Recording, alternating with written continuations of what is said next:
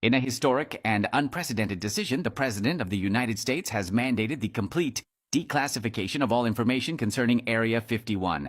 This executive order has reignited long-standing debates about extraterrestrial life, mysterious government projects, and the secrets hidden in one of the most restricted locations on Earth. The directive includes the release of decades' worth of documents, photos, and footage from the enigmatic Nevada facility. Early leaks have already captivated the world, revealing evidence of strange metallic artifacts, unidentified biological specimens, and footage of aerial phenomena that defy the laws of physics. Social media platforms are buzzing with theories. Some claim this is proof of ancient alien contact, while others suggest advanced human-made technologies that governments have concealed for decades. Conspiracy theorists and skeptics alike are scrambling to interpret the first wave of revelations. As more data is set to be released in the coming days, anticipation continues to grow. Will humanity finally learn the truth about extraterrestrial life? Or are we being distracted from something even more significant? The mystery surrounding Area 51 has never been closer to resolution. What secrets will be unveiled next? Comment truth if you believe this is the breakthrough moment, or hoax if you think it's all a diversion. Woo! It's about time. It's about fucking time, everybody. I'm so excited to go through all those. So excited. But then again, if it is like a military facility and those secrets are to keep the country safe and secure, like if it's like weapons and stuff to like protect us from other invading countries, like for like a war or something, probably not the best idea to release all of it. I'm just saying. There's a theory why they actually took down TikTok for that little period. Why? Apparently, like, they didn't even have to ban, or they didn't have to take it down. Okay. Because they never got like a notice from the government saying, yo, let's take it down. So them taking it down was almost the litmus test to see how it would go.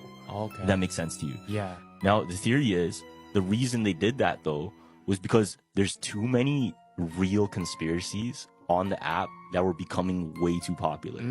Okay. And they just wanted to reset everybody's algorithm. Word. So a lot of people on TikTok right now, they're saying they used to have all of these TikToks of conspiracy theories, LA fires, Diddy, Luigi, and there was so much at once. Yeah.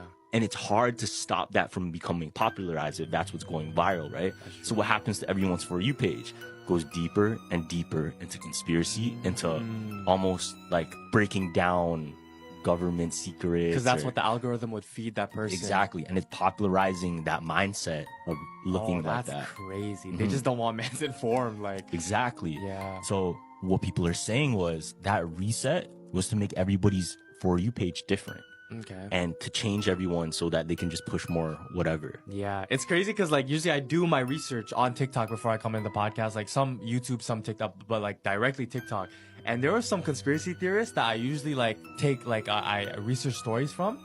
And yo, you have to, it's like they're shadow banned. Like you got to search for them. But I actually had to search up his profile, like his whole name, type in his whole name. You know, it's crazy. I noticed that yesterday myself. So I get a lot of videos you guys send me, but I also do my own stuff, right? I go on TikTok and look stuff up. And before TikTok shut down, it took a very long time, but my TikTok was literally nothing but conspiracy stuff. I don't follow any other accounts other than like conspiracy accounts. And like now when I go, like my For You page is literally just like a bunch of stuff I don't care about with like the occasional conspiracy thing. So it's like I'm retraining the algorithm to show me what I wanted to show me. And it was like awesome before the shutdown. So this was the real life saw.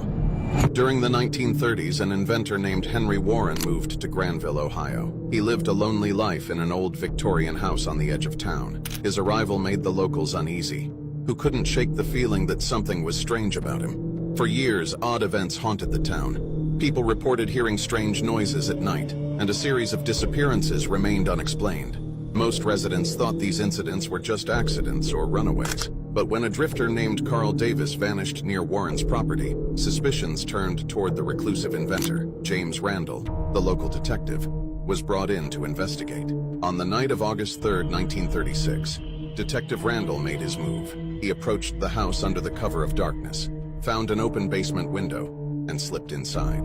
The basement was filled with odd contraptions, and as he looked around, Randall discovered a lever hidden behind debris. He carefully pulled it, activating a hidden mechanism. The walls shifted, revealing compartments containing remains and a maze of devices meant to trap anyone caught in Warren's twisted games. Stunned, Randall turned to leave, but as he reached the window, he stopped cold. Standing in the corner was Henry Warren, his face calm and unreadable. At that moment, Randall knew his nightmare had only just begun. The way he managed to escape this situation will leave you speechless. Drop your thoughts in the comments and share for part 2. What these three kids did was pure evil. In 1966 in Bisby, Arizona, there were three ill-tempered kids. Locals called them the Little Demons. From age 5, they showed a cruel side, often harming small animals in the woods. Other kids were terrified and stayed away. Their parents believed it was harmless mischief, and most townspeople stayed silent due to the family's influence. But the Little Demons' behavior grew worse. One day, children from town went missing. The last time anyone saw them, they were with the Little Demons. With no solid evidence, local police couldn't investigate deeply, but Officer Ethan Miller refused to give up. He watched the families secretly, day after day. One night, the parents of the three kids gathered together, and Ethan felt something was off. He called for backup. They discovered a hidden basement and found the missing children. But as Ethan looked deeper, he uncovered something even more chilling. Want the full story? Share this and drop your thoughts in the comments. Literally just TikTok's giving us blue balls. These channels never give you a part 2. They're fun stories. I don't know if these stories are particularly like based on real events, but they never fucking finish them. Ever.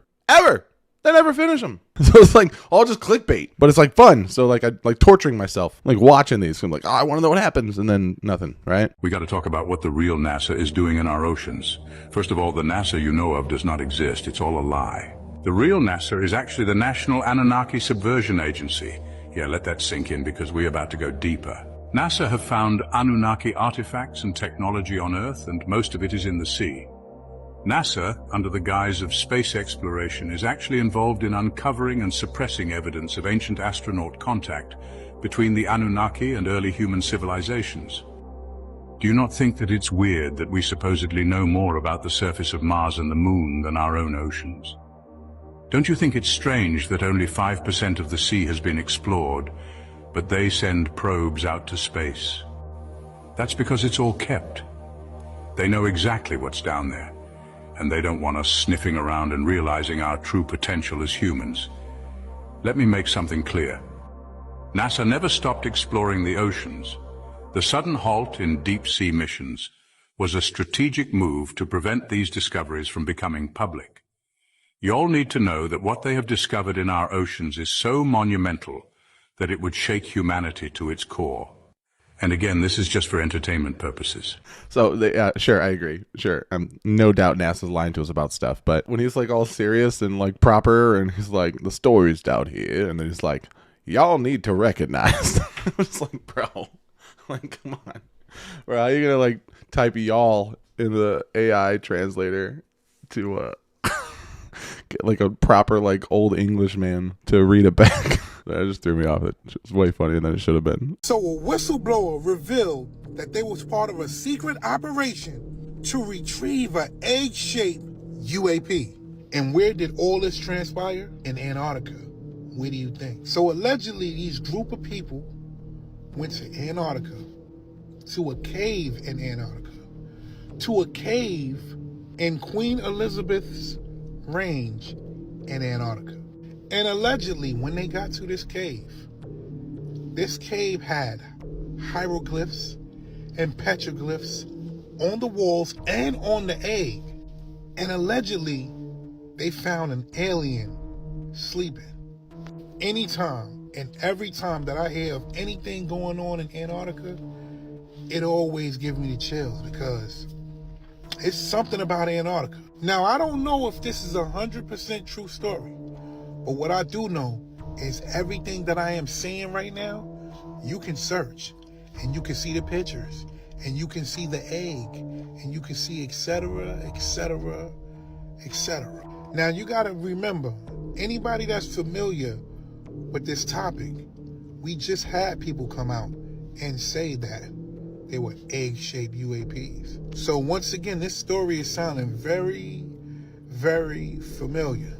But to anybody that's interested, do some research and jump back in these comments. I did just see something recently about this egg-shaped craft that they found in a cave. There were a couple pictures, and somebody basically ran them all through like an AI test to see if it was like AI generated or if it was like a real photo, and they turned out to be real photos. They ran them through like multiple tests to see if they were like doctored in any way, and it said they were real, and it was literally an egg. It looked like a giant egg in a fucking cave. So that's pretty wild if you think about that. Yeah, man, I don't know what's going on, dude. There's so much crazy. Like the fact that Trump is releasing all this stuff, I don't know if he's just like thinks that we deserve it, or if it's like to distract us from something big that's going on somewhere else or what, but it's pretty cool to see all this stuff that we've been wanting to get disclosed, even though obviously we're not getting all of it. You know, there's a lot of documents with things blacked out that, you know, are still a secret for whatever reason. But at the very least, it feels good getting the JFK files, the Area 51 files, the Martin Luther King stuff. I think it's all happening because all of us keep pushing for it. So let's keep creating this kind of stuff and talking about this kind of stuff and sharing this kind of stuff and getting it to the top of everyone's feed. So the Giza power plant, I described the Great Pyramids. It reacted to the Earth vibration. How does it work? And it was tuned harmonically to the vibrations of the Earth. Through that, they were able to stimulate electron flow in the central granite chamber and produce microwave energy. Proportions tuned harmonically to the vibrations of the Earth. There's some serious shit going down off the coast of Florida right now, and you're probably going to see a lot of videos over the next couple of days about what's happening. There's a group of whistleblowers, some claiming to be military personnel and sailors, going all around on X, Telegram, and even Reddit right now, talking about how the U.S. Navy, and this is according to them, okay, apparently discovered a huge ship that's underwater off the coast of Florida, somewhere near Daytona Beach. Apparently, whatever this thing is, has sent numerous pulses of energy out and apparently knocked out power to a couple of the ships. This is all being reported by them, by the way, and apparently this thing is appearing on radar and then disappearing off of radar. I mean, there's some crazy shit going down. And now there's objects being seen off the coast of Daytona Beach. Numerous objects, might I mention, that seem as if they're coming out of the water and then flaring out into the sky that look literally as bright as the sun. I've seen these same exact objects appear in the sky over the Gulf of Mexico throughout the last couple of months now. I have no idea what they are, sometimes being chased by what looks to be military helicopters and what looks to be even fighter jets. And that just adds to all the rumors that have been coming out about some mothership appearing out there as well. Now apparently this has been occurring over the course of the last couple of days now, so I went to TikTok and I looked it up, and lo and behold, what do you know? There's actual videos of them appearing over the water, some literally flaring as bright as the sun. I have no idea what these objects could be, but I've seen literally about 200 of them since January. Every single time I try to post a video of them, my videos are always suppressed. So if you live in or anywhere around Daytona Beach, I need you to go outside. I need you to look in the sky and see if you see any of these objects, because I need an explanation real quick. I want to talk about Project Sunstreak because I thought it was fake until I went on the CIA.gov and found it. And I was like, what am I looking at? On December 5th, 1988, this one man was to find the Ark of the Covenant. And what he saw was bone chilling. And I have the document right here. Directly from .gov. This is what he said about the Ark of the Covenant. Target is in a container and is decorated with seraphims. Target is located somewhere in the Middle East, as the language spoken by individuals seem to be Arabic. The target is hidden underground. It has something to do with ceremony, memory, and the resurrection. What? There is an aspect of spirituality, lessons, and historical knowledge far beyond what we know. The target is protected by entities. What? This container cannot be opened until the time is deemed correct. Individuals opening the container by prying or striking are destroyed by the container's protectors through the use of a power unknown to us. That is a CIA document. That's the craziest thing I've ever heard, dude.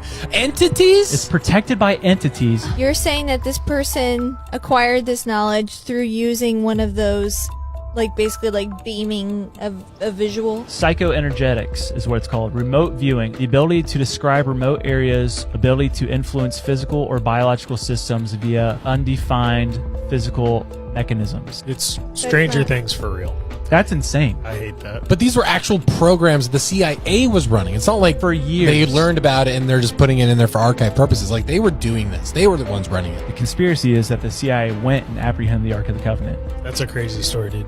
I don't believe anything that comes from NASA, everything they've shown us about space. And then you're like, wait a minute, these clouds are just photoshopped, copy paste around the image. And they say, well, the blue marble's a composite. It's like, well, a composite, well, why isn't it just the image. Or these photos from NASA. They never expected us to be able to go frame by frame to dissect them. The whole thing is a lie. If you look at these planets, you look at Mars through a real telescope, not a Photoshop computer-generated image, it looks as though it's floating in water. It probably is. The moon, they tell us, is 240,000 miles away, but we've lost the technology to go there. What percentage of what NASA has told us is true? I would say about 0. I mean, it is ridiculous. We've been lied by almost everyone in our educational system about almost everything. What if the pyramids were built the way they are on this footage? And I'll prove to you that this theory is much easier to believe. For example, each block in the Egyptian pyramids weighs from 2 to 50 tons, and in one pyramid, there are 250,000 such stones. How many people will be needed to lift one such stone?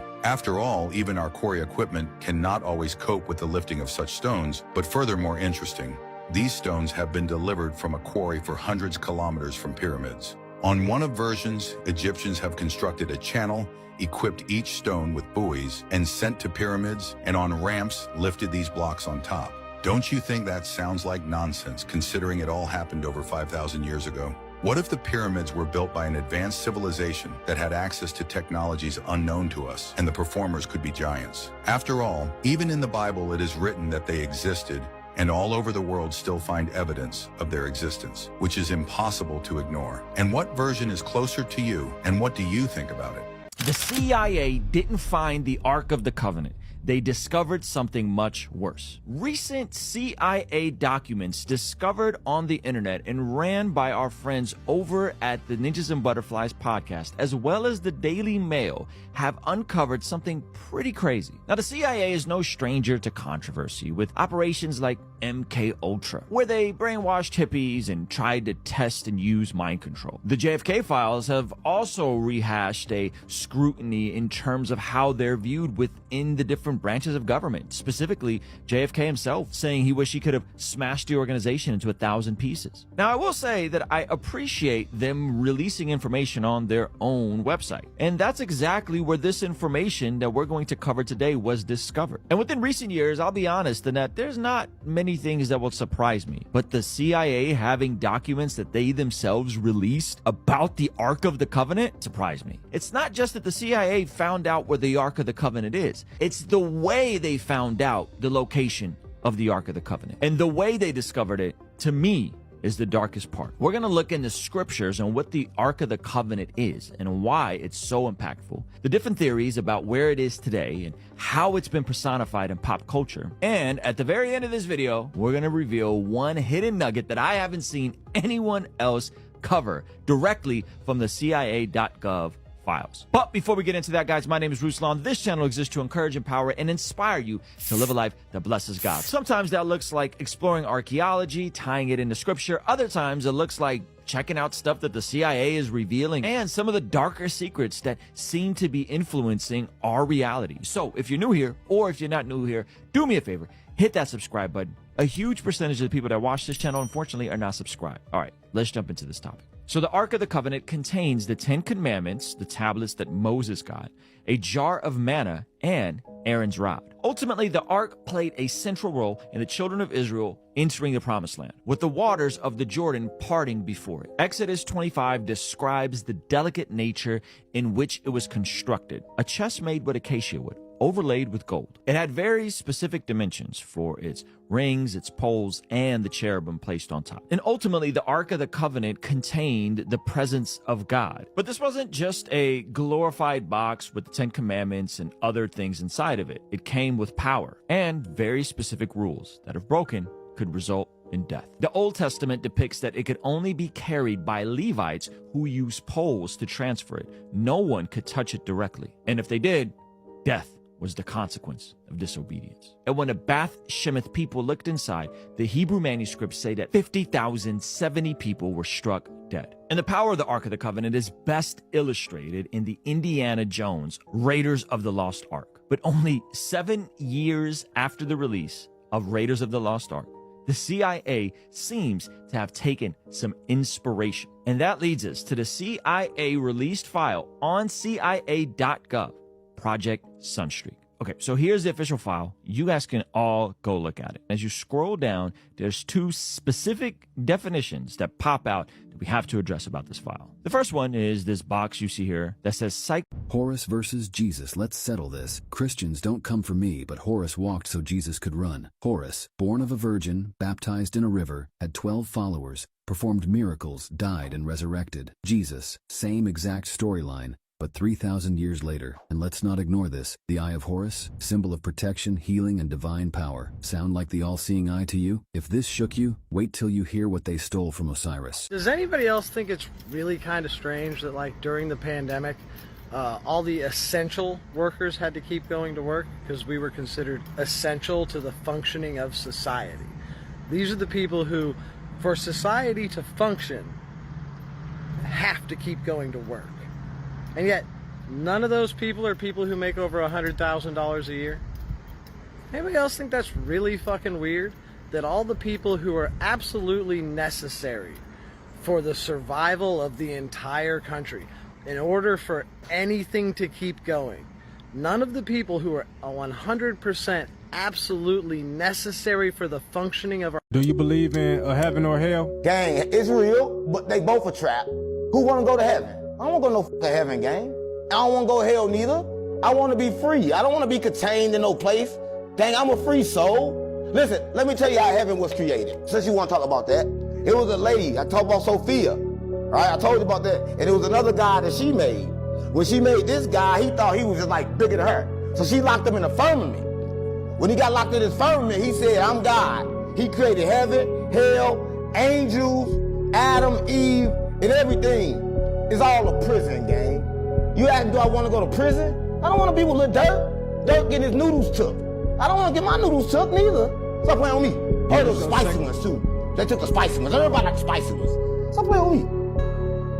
Reality is a simulation, and Jesus knew it, and he tried to warn us, but the church erased it. Sound crazy? Well, then ask yourself this. Have you ever wondered if everything that you see, everything you touch, could be an illusion? A hologram, a simulation, a cosmic deepfake? Well, Jesus already figured this out 2,000 years ago, and what's even wilder is that modern physics is proving him right. An ancient book called The Sophia of Jesus Christ revealed this secret almost 2,000 years ago, and the church was so terrified of what it said that they banned it. Why? Because in this book, Jesus appears not in the flesh, but as pure, blinding light. And his message to the disciples? Reality is not what you were told. I want you to know that everything that exists was brought forth from a single source of infinite light, but the world itself is polluted. When Jesus appeared not as a flesh and blood man, but as pure light, he wasn't just trying out a new look because he thought it looked cool. He was showing them that this world, the material world, is an illusion of light. It's part of a structured, interconnected, light-based simulation. See, today, scientists are discovering that matter doesn't even exist, that everything is just structured information, a projection from a higher reality. It turns out that modern physics has been inching towards the exact same conclusion, except instead of calling it divine revelation, they called it quantum mechanics. So if this world is an illusion, then who built it? And more importantly, how do you escape?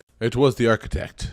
We were in the Matrix. The architect built it. This is a later iteration of it. I don't know that for a fact. I mean, obviously nobody does, but I'm just talking about the movie The Matrix. So I've been seeing a lot of stuff about Jesus basically kind of being the voice of reason in like the entirety of the Christian Judaic gospel, right? Like the Old Testament was wrong. Jesus came back to tell us, yo, this isn't right.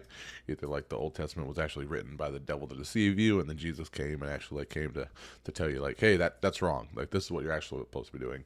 Or just Jesus come in and saying like, yo, the rules have changed. You know, my dad was a little, you know, it was a little strict, a little more strict back then. You know, we're kind of changing things up a little bit. We're turning over a new leaf. But whatever the case may be, I mean, I suppose Jesus could have been an alien. He could have been maybe someone from the future, maybe someone from a different plane of existence, or he could have just been the son of God, you know, the one and only creator of the universe. I don't know. I don't have that answer, but I have been seeing a lot more things recently saying like basically he was kind of like a trendsetter, you know, like switching things up from the way they were. Wait, so that new discovery isn't new? The, and I quote, vast city that supposedly exists under Giza pyramids in Egypt, the one beneath the pyramid of Khafra? It's not new. That's the point. It was found years ago. They just didn't want it getting out. Why the secrecy? Because it's not what they thought it was. Then what is it? A giant cryo chamber. Wait, what? All right, let me explain from the beginning. In the summer of 2022, seismic readings from beneath the Giza plateau sent a quiet shock through the highest levels of Egyptian intelligence. Unusual voids, precise, symmetrical, and impossibly vast, were detected directly beneath the Pyramid of Khafre. An unassuming excavation report mentioned anomalous geometric patterns and echo returns resembling megastructural supports. Within 2 weeks, the file vanished. The dig team was reassigned. Some disappeared. The story should have ended there. But in early 2025, a leak surfaced. Grainy footage, barely a minute long, showing an elevator shaft of ancient construction stretching into pitch black infinity. A figure murmured in Arabic, "They're not tombs, they're sleeping." To control the narrative and bury what could not be contained, Egyptian High Command activated a deniable military asset, Black Cobra Unit 999. No insignia, no records, no survivors if things went wrong. Led by Commander Hassam Farouk, Unit 999 was a team of 10 hardened operators, ghosts among ghosts.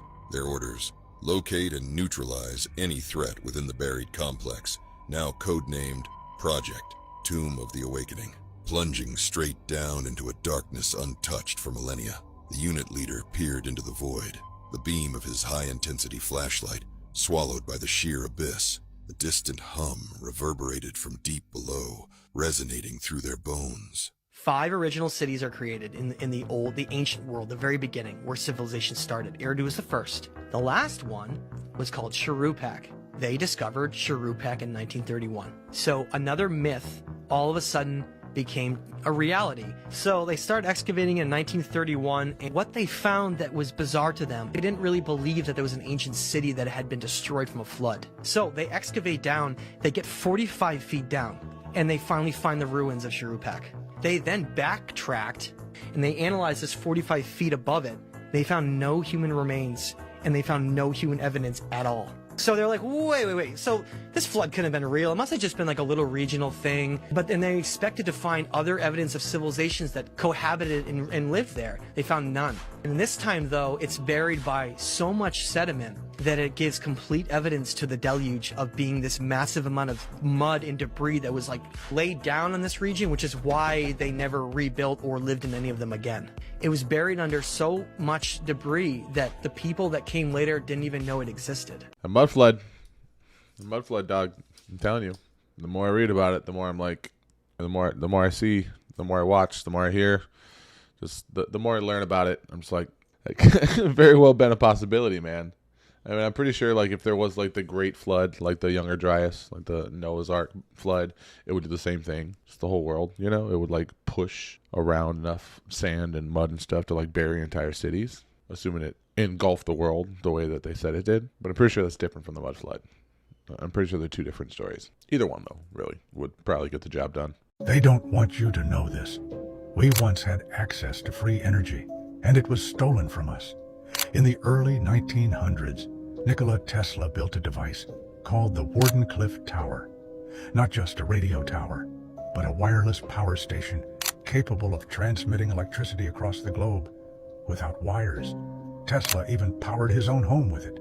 But the second he got close to making free energy a reality, powerful elites panicked. J.P. Morgan, his biggest investor, cut the funding when he realized there was no way to profit from energy that anyone could access for free. Then, Tesla's lab mysteriously burned down. His notes, blueprints, and prototypes gone. And it gets even weirder. Tesla claimed he was tapping into something even bigger. Radiant energy, a limitless power source that exists everywhere in the fabric of space itself. What some scientists today call zero-point energy. It's even been suggested that the Tartarians, the lost civilization, used a similar technology to construct their massive, seemingly impossible architecture. So the question is, did Tesla's tech truly disappear?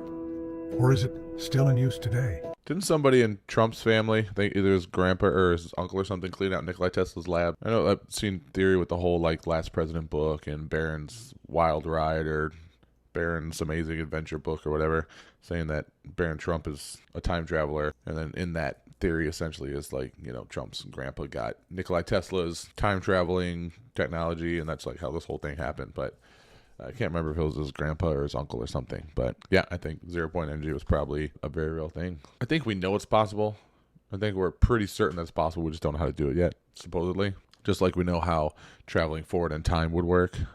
If you were able to go the speed of light or faster than light speed, you could go forward in time because time dilation. We're just unable to do it currently. So, like, we know how things would work and be possible. We just don't have the ability to do them yet. I wonder if, like, it's like that with 0-point energy. The Sphinx is much older than 2500 BC. We do not separate the 4th dynasty from the Sphinx entirely. We believe that the 4th dynasty restored the Sphinx. The Sphinx was originally entirely a lion, not just the body of a lion, but also the head and the mane of a lion. In this restoration, the part of the Sphinx that was most damaged at that time, during the 4th dynasty in 2500 BC, this ancient Sphinx, already ancient then, the part that was most damaged was the head. Our suggestion is that they cut down that original lion head and shaped it into the head of a pharaoh wearing a Nemes headdress. Whoever that pharaoh was, he doesn't look anything like Khafre. That head, that lion head, was remodeled into a human head, and that's why it's so small by comparison with the rest of the body. The Egyptians, ancient Egyptians, were very good at proportions, and the proportions are just dead wrong.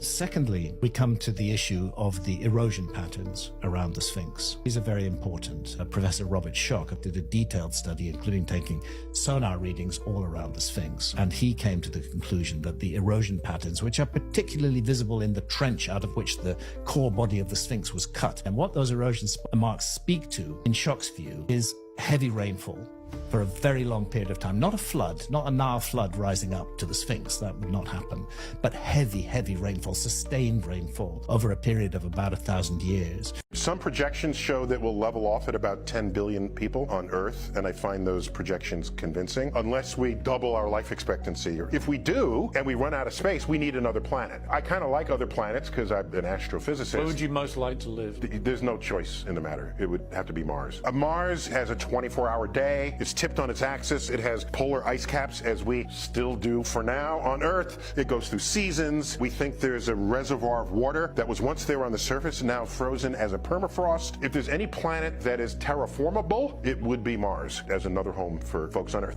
My brain is broken and now I'm nauseous. This person says, every time I look at the mystery gang, I have this visceral feeling that someone is missing, but nobody ever is.